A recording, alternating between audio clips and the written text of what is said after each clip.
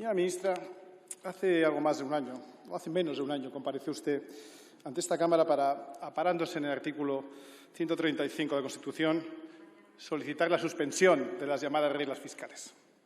Lo hacía, es verdad, en un momento alarmante.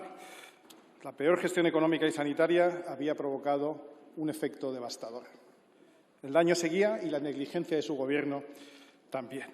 Unas semanas después de que Pedro Sánchez hubiera declarado vencido el virus, ya liderábamos la ola de contagios en la segunda ola. El tejido productivo continuaba desangrándose y muchos españoles a los que se les prohibía trabajar necesitaban apoyo, ayudas urgentes y la eliminación de cargas para sobrevivir. Eran los mismos españoles que hacía muchos años habían estado trabajando para el Estado, quienes muchas veces dedicaban más de medio año de su actividad únicamente a pagar impuestos. Los que, tras un largo periodo de búsqueda, por fin habían logrado un empleo.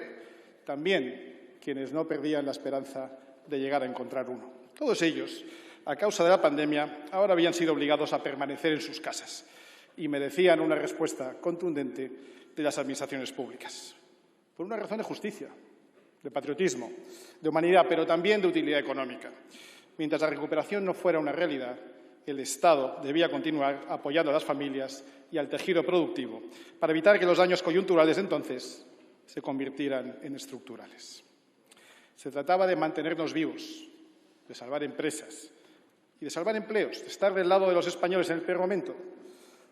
Puede que, por una vez, fuera necesario gastar más, pero, desde luego, también era necesario gastar mejor. La Ley Orgánica de Estabilidad Presupuestaria permite un extraordinario incumplimiento de las reglas fiscales ante situaciones de emergencia extrema.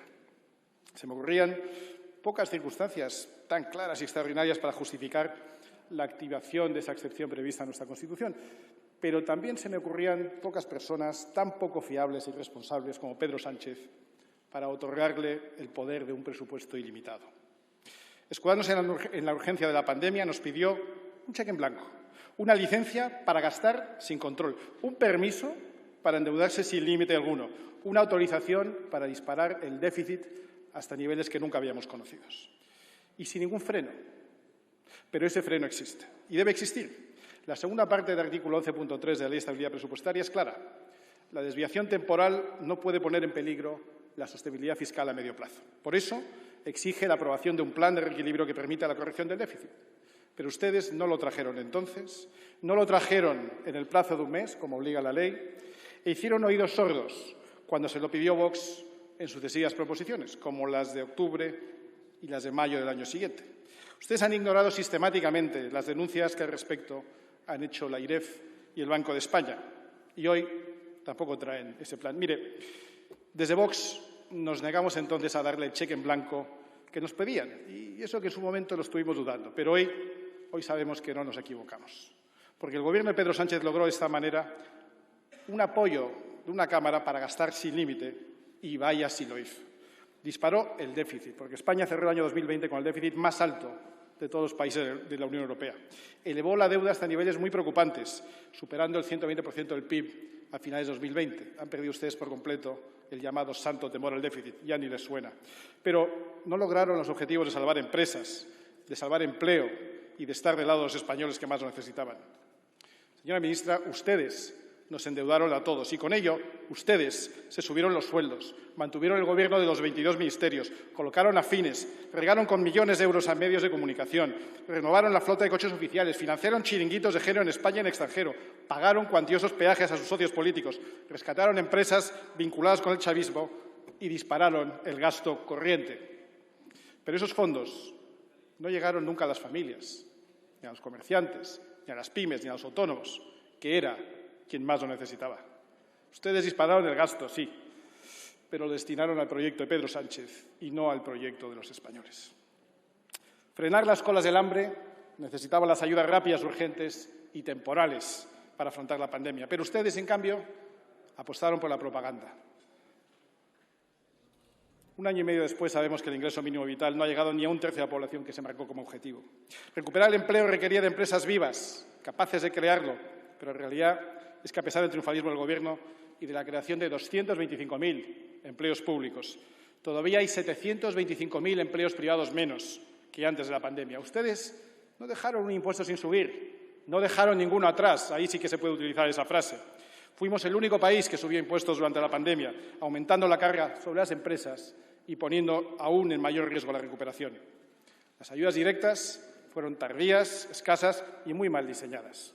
Durante mucho tiempo también fuimos el único país sin aprobar ayudas directas para salvar empresas. 7 meses después se anunciaron por una cuantía 7 veces inferior a la demandada por los sectores. Pero todavía no llegan, sobre todo a pymes y autónomos. No es de recibo que solo se haya liberado el 40% de los 7.000 millones previstos. Y, sobre todo, no tomaron una sola decisión de política económica que favoreciera el crecimiento o la competitividad. Señora ministra, no es el primer cheque en blanco que el Gobierno de Pedro Sánchez solicitaba al Congreso de los Diputados en nombre del coronavirus. El primero, la declaración del estado de alarma, habilitó al Gobierno para suspender discrecionalmente derechos y libertades de los españoles. Fue ilegal. Lo sabemos porque así lo declaró el Tribunal Constitucional a instancias de Vox.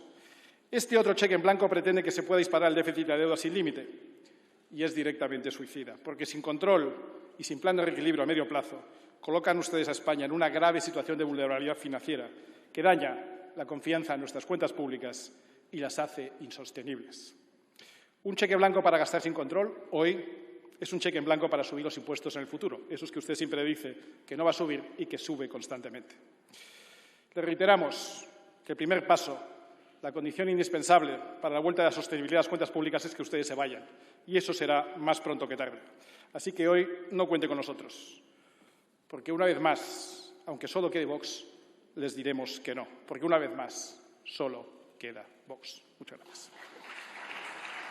Muchas gracias, señor Espinosa de los Monteros.